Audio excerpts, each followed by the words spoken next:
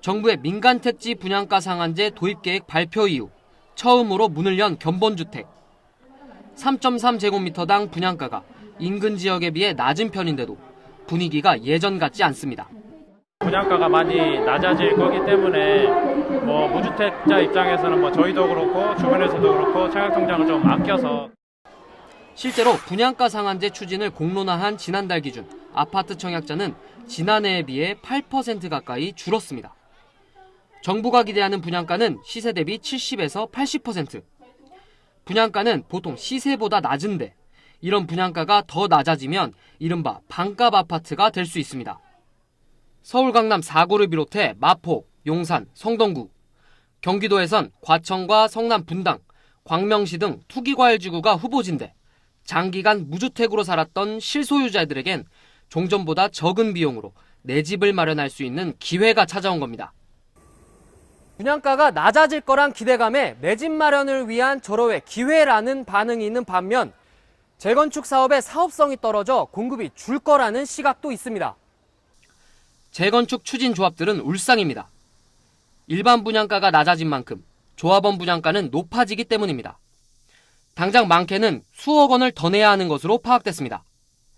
이런 아파트가 서울에서만 76개 단지, 7만 2천여 가구나 됩니다.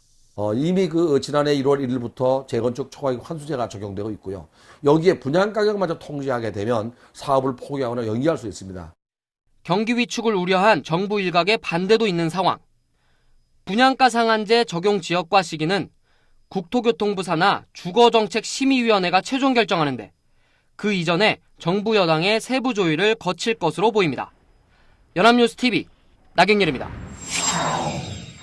지난 12일 발표된 민간택지 분양가 상한제 도입 확대 정책에서 크게 논란이 되는 부분은 재건축, 재개발 단지 적용 시점을 최초 입주자 모집 승인 신청대로 바꾼 부분입니다. 종전 재개발 재건축 아파트의 분양가 상한제 적용 시점은 관리처분 인가를 신청할 때였는데 이번 조치로 이미 관리처분 인가를 신청했거나 인가받은 단지도 새로 적용받을 수 있게 된 겁니다. 정부는 이 같은 내용의 주택법 시행령 개정안을 지난 14일 입법 예고한 상황. 국토교통부 홈페이지에는 특히 분양가 상한제 소급 적용에 반대한다는 의견을 중심으로 일주일 만에 800개가 넘는 댓글이 달렸습니다. 위헌을 주장하며 폐지하라는 청와대 국민청원도 등장했습니다. 일부 주민들은 분양가 상한제 대상이 아니라고 생각하고 수년간 재개발을 추진했는데 이제 와서 적용받으면 막대한 추가 비용을 부담하게 돼 재산권을 소급해서 침해하는 것이라고 주장했습니다. 정부는 위헌적인 소급 적용에 해당하지 않는다는 입장. 관리처분 인가받을 당시에 분양가는 그 이후에 실분양을 할 당시에 여러 번 변경이 되는 것이 통상적인 사례이기 때문에 이것이 소급 적용이다 이렇게 말씀드리기는 좀 어려운 것 같습니다.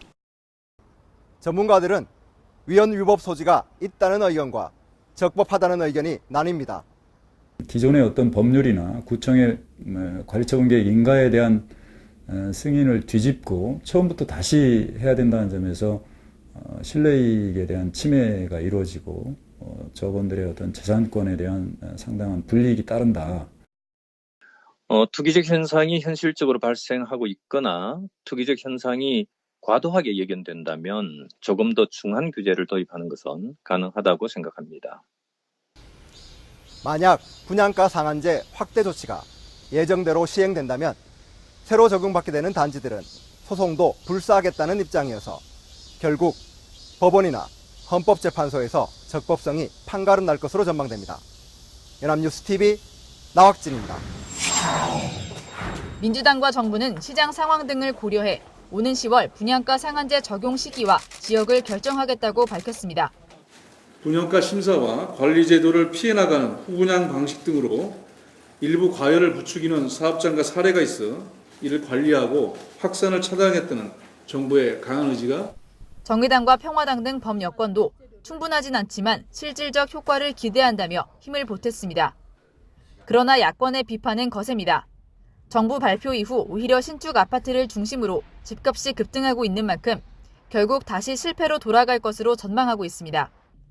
또 이미 인가를 받은 재건축 추진 단지에는 재산권 침해 여지가 있다고 주장합니다.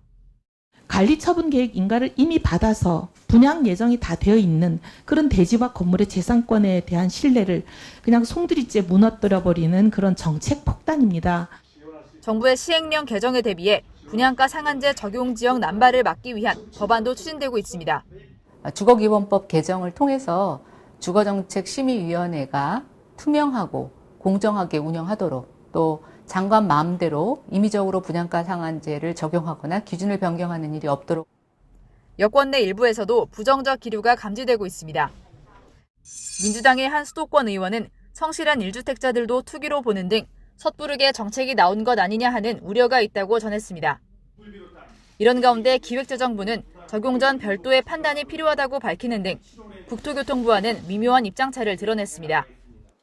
의견 대립이 첨예하고 총선을 앞둔 민감한 시기인 만큼 정치권에서는 실제 시행 시점은 좀 더 미뤄질 수 있다는 관측도 제기됩니다. 연합뉴스TV 정주희입니다.